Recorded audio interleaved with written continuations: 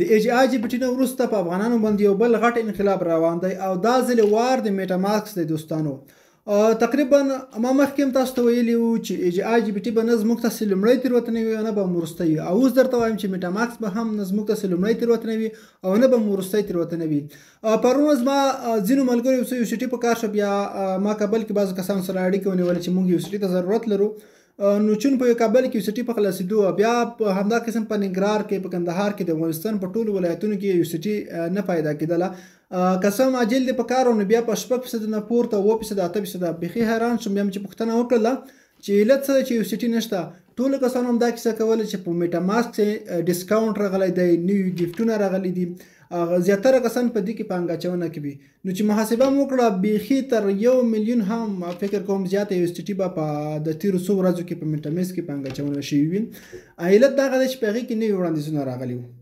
نو بیخي د خبرې ته زه حیران شوم. سر له اوسه درته وایم دوستانو، کله چې یو د پانګه اچونې سیستم کې دا ډول تغیرات راشي، په هغې کې ډسکاونټ راشي، نوي ګیفټونه راشي، پیکیجونه درته ارزان شي، تاسو ته د ګټې زیاتې ګټې وړاندیزونه وشي، دا سیستم د دغې وروستۍ ورځې دی بالکل سکیم کېږي. مقصد دوی چې کله ټارګېټ ته ورسېږي، په خیر ورځو کې دوی غواړي چې همدا قسم ډسکاونټ وړاندې کړي او خلک راشي په دې کې نوره پانګه اچونه هم وکړي او بیا وروسته سکیم شي. په نړۍ کې تر ټولو اسانه او غټ سکیم چې دا همدغه کریپټو کرنسي ده.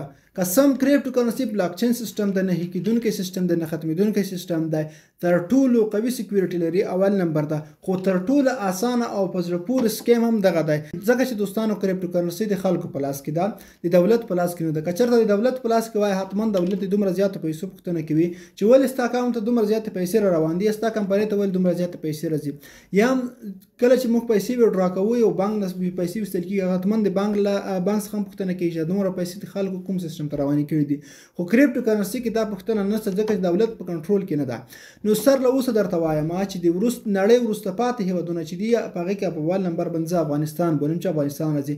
دا خلک زیات تر دوستانو په دې سیسټمونو کې غلطېږي. د نړۍ تاریخ نه دا څو کاله موږ دغه تجربې لرو چې همداسې سیسټمونه راځي، افغانان پکې پانګه اچونه کوي او بیا ترې پیسې وړي. اي جي آی جي پي ټي یو ښه مثال دی چې څه موده مخکې راغلی، دغه نه مخکې زیات سیسټمونه راغلی، سکیم شول. میټا ماسک هم دوستانو سکیم کېږي. زه په دې باندې نور تاسو ته دغه ثبوت نشم در باندې کولی چې دا علت دی، دا علت به دې علتونو سکیم کېږي. نه هغې څخه تېرېږم. صرف دومره درته وایم لکه څه ډول چې اي جي آی جي پي ټي سکیم شو، څه ډول چې نورو کمپنیانو سکیم شولې، همدا قسم به دا هم سکیم کېږي.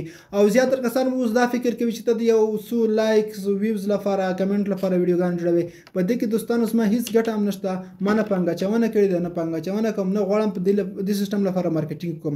الحمدلله داسې چینلونه لرم، پیجونه لرم، فعال ګروپونه لرم چې صرف یو ویډیو جوړه کړم او څو ورځې مارکیټینګ ورته وکړم، تر 100 هم زیات ټیم جوړولی شم او په زرګونو ډالره صرف په یو څو ورځو کې ګټلی شم. خو نه دوستانو، زه د نورو خلکو په څېر، د هغو بې غیرته افغانانو په څېر دا کار نه کوم چې په فیسبوک کې پیجونه جوړ کړي دي غټ او په ډېر سپین سترګۍ د سکیم پلیټفارمونو لپاره مارکیټینګ کوي او خلک د یو څو خپلې ګټې په خاطر دوکه کوي او دلته راغواړي. بیا چې سکیم شي، بیا درته وایي چې ولا لاړ خو هغه دغه کیسې وي. ځینې کسان درته مطلقا ضمانت درکوي، خو که چېرته بیا هم دوستان څوک ضمانت درته کوي، بیا هم په هغو باور مه کوئ. ځکه که دا سیسټم نن سکیم شو، تاسو بیا د چا نه پوښتنه کوئ، د خپلو پیسو پوښتنه تاسو د چا نه کوئ چې ما ته پیسې راکړه، زما پیسې خو یا وړلې.